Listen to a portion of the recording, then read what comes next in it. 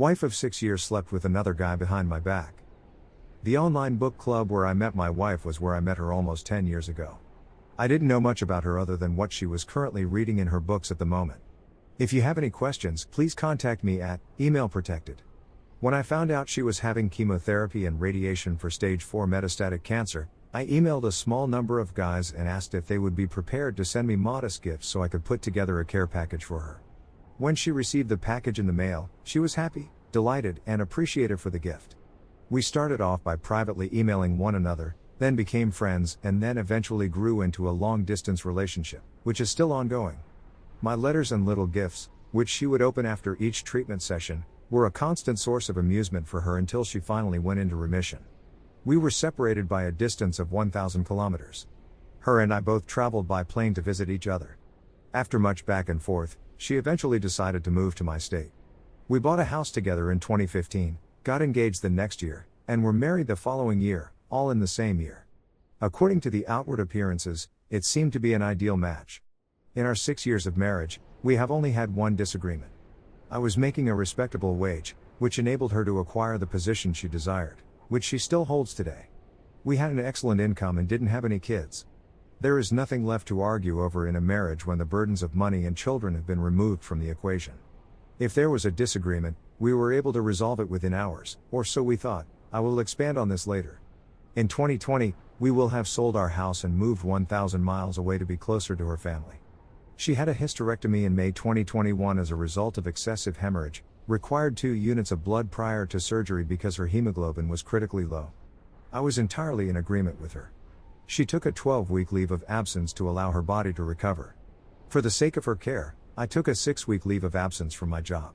Despite the fact that the surgeon permitted her to return to work after 6 weeks, I insisted that she take the whole 12 weeks off to recover.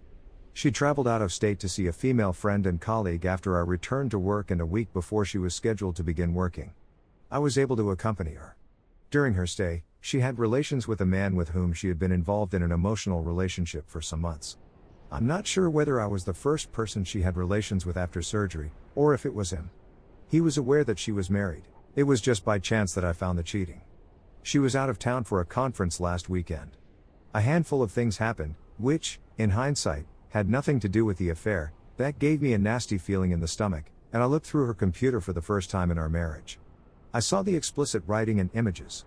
I met her at the airport, drove her to our home, stopped in the driveway, and said to her, "Take a look at me. Everything is familiar to me. I'm aware that you've been unfaithful to me. I've seen the pictures and texts. What will happen is as follows. You're going to walk inside and get your necessities. You are welcome to stay with your parents or friends. The next time you hear from me, it will be via my divorce attorney." She didn't say anything negative. As she walked through the house to get her items, I followed her since it seemed like a stranger was entering my home and searching through our possessions. Throughout the whole process, I never raised my voice or raised my hand at her, as I had done for the previous 6 years of our marriage. After she went, I activated the alarm system and rearranged the chairs in front of the front entrance. I was frightened she'd return if I fell asleep. It was as though an invader had broken into my home. During the previous 24 hours, I slept for a total of 50 minutes.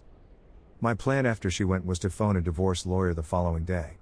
I was unable to take a day off from work. Before I went for work, I texted her to come to the home. The title was in both of our names, so I couldn't legally force her out. I wanted to make sure she didn't do something wild in the home by alone. We planned to meet when I got home from work. We chatted for 2 days straight. Both of us were sobbing a lot.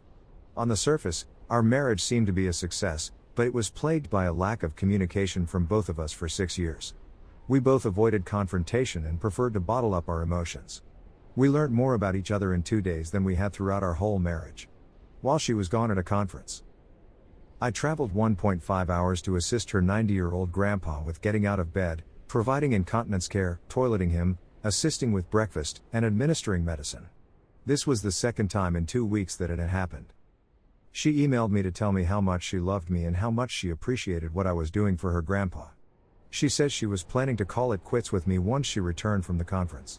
To prevent hurting me, break up under the excuse of falling out of love with me and don't discuss the adultery. I honestly don't believe her and have a strong suspicion that she would have continued to dupe me. Every single problem could have been addressed if every one of us had put just a little more effort. While we had some comparable interests, We couldn't connect on the ones that were most important to each of us. On the first day, I completely blamed her. The next day, I began to blame myself for not being a more attentive spouse. After working from home all day, all she wanted to do when I got home from work was chat to me. After hard for 12 hours, all I wanted was peace and quiet. She wanted to discuss about societal and personal matters that were important to her, but I didn't even offer to listen since I couldn't connect to her situation. These are only a few instances. There are hundreds more. And I don't pretend to be a perfect spouse. I am not without flaws. But I did my best to make her happy. At least as much as and in the ways that I could. I discovered her at a low period in her life: abusive previous marriage, cancer, assault, anxiety, depression, seizures, and future alcohol abuse. With the exception of the affair, we will be divorcing at the pinnacle of her life. She is in remission from cancer, has been alcohol-free for 1.5 years, has had no seizures in over 3 years, her anxiety and depression are under control, and she has a wonderful group of friends and family that live nearby. And I'm now at my lowest moment. After the relocation, I had to uproot my life for her, and I had no local support. I haven't informed my parents because I'm afraid they'll be heartbroken. I'm scared the news will send them both to the hospital since they loved her so much. We are now living in our home as roommates/friends. We have promised to make the divorce and transition as easy for both of us as possible, even if it takes months. She offered for me to retain the home, the newer vehicle, both of our animals, and so on. I can tell how sorry she is. We went to a virtual Al-Anon for family meeting yesterday, therapy for family members of alcoholics.